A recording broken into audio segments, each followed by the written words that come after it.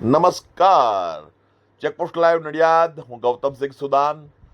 આપ જે આજે જોઈ રહ્યા છો તે જગ્યા છે સરદાર પટેલ ભવનની સામે, અને આ જગ્યા ઉપર તમે આ રોડની દશા જોઈ શકો છો. હમણાં જ બનાવેલો છે, અને આ જુઓ બધી કપચી ખાડા ફરીથી ઉભરાઈને બહાર આવે ગયા. હવે આ બાનું કાઢશે માર્ગ અને મકાન વિભાગવાળા કે વરસાદ પડ્યો એટલે, કારણ કે એમની પાસે કશું બીજું છે નહીં શસ્ત્ર. કશું બી થાય તો કુદરતને વચ્ચે લાવી દેવાનું. અને આ બીજો જે તમે વિડીયો જોઈ રહ્યા છો તે આપણા નડિયાદના ની જે વ્યસ્ત રોડ જે છે, સરદાર પટેલના બાવલાની નીચેની આ જગ્યા છે રોડ ઉપર. અને આ જો સીસીટીવી કેમેરો પાછું ચાલુ પણ છે ત્યાં. હવે ખબર નહીં અંદરથી ચાલુ છે કે બંધ છે, પણ ત્યાં દેખાય છે તો ખરું કે ચાલુ છે. બરાબર.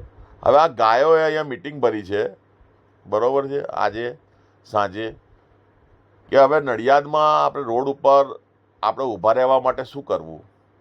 હવે એમાં મિટિંગમાં ગાયોએ જે મિટિંગ ભરી એમાં નિર્ણય લેવામાં આવ્યો છે, એવું માહિતગાર સૂત્રો દ્વારા જાણવા મળ્યું છે કે ગાયોએ એવો નિર્ણય લીધો છે કે નડિયાદનો કોઈ પણ રોડ આપણે ખાલી નથી રાખવાનો. નડિયાદના દરેક રોડ ઉપર આપણે આપણા જે બીજી આપણી ગાયો છે તેમને સંદેશો પહોંચાડી દો કે તે લોકો રોજ રોડ ઉપર કબજો કરીને રાખે. અને આ જે ખાડાનું આ રોડનું તો આપણે મેં કહી દીધું, બરાબર. આપ સમજી ગયા હશો હું શું કહેવા માગું છું.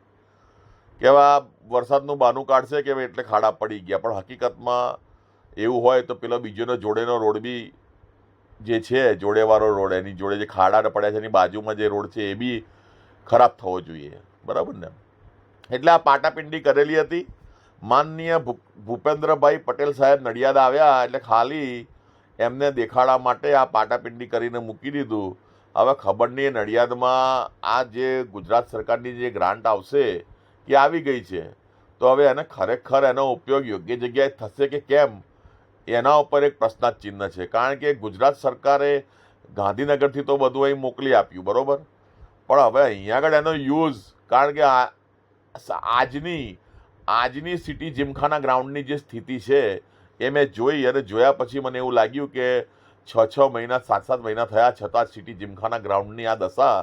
આજે તમે જો સિટી જીમખાના ગ્રાઉન્ડમાં જાઓ ને તો તમે જોઈને નડિયાદની દયનીય સ્થિતિ બાબતે તાત્કાલિક ધોરણે અંદાજ આવી જશે. આટલી બધી ગંદકી, આખું તળાવ જ જેમ જોઈ લો ને, તળાવ ભરાયું છે એમ.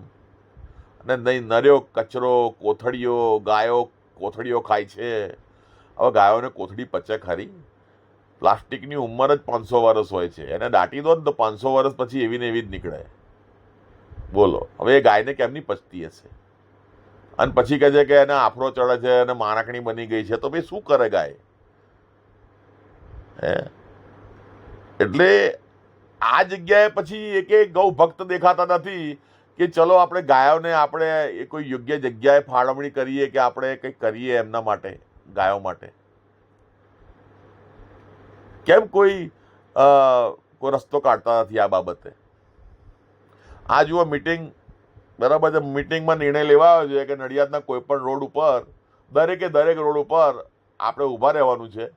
એવું આ જે મેન 4 મેમ્બર ખરા, આ ગાયોમાં જે 4 મેમ્બર મેન નડિયાદના, એમણે આ બેસીને સાંજના સમયે બેસીને એમણે બેઠકમાં એવો નિર્ણય લીધો છે.